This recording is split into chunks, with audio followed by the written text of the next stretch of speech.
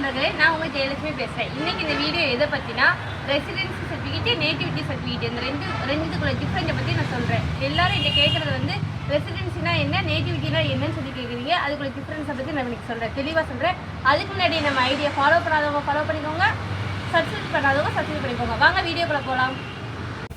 First residency certificate, அதாவது இருப்பிட சான்றிதழ்னா என்னன்னு சொல்லி இப்போ உங்களுக்கு தெளிவாக சொல்கிறேன்.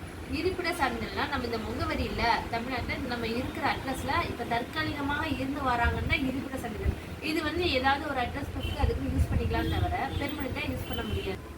அதுவே நேட்டிவிட்டி சர்டிஃபிகேட் வந்து பிறப்பிட சான்றிதழ். நல்லா கவனிச்சுக்கோங்க, இருப்பிட சான்றிதழ், பிறப்பிட சான்றிதழ். பிறப்பிட சான்றிதழ் என்பது வந்து நம்ம தமிழ்நாட்டை சேர்ந்தவருங்கிறதுக்கு அத்தாச்சு தான் அந்த பிறப்பிட சான்றிதழ்.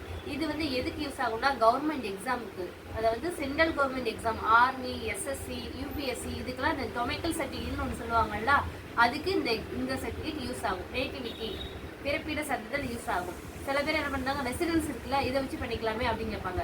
ரெசிடென்சி தற்காலிகமான சர்டிஃபிகேட் தான், தற்காலிகமாக நம்ம இந்த ஊரில் இருக்கிறோங்கிறது தான் சர்டிஃபிகேட்.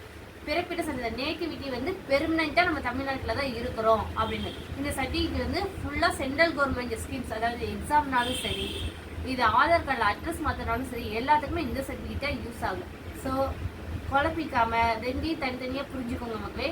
இப்போ இந்த ரெண்டு சர்டிஃபிகேட்டுமே அப்ளை பண்ணணும்னா என்னுடைய நம்பருக்கு வாட்ஸ்அப்பில் அனுப்புங்க, டாக்குமெண்ட் அனுப்புங்க, நான் உங்களுக்கு அப்ளை பண்ணி தருகிறேன்.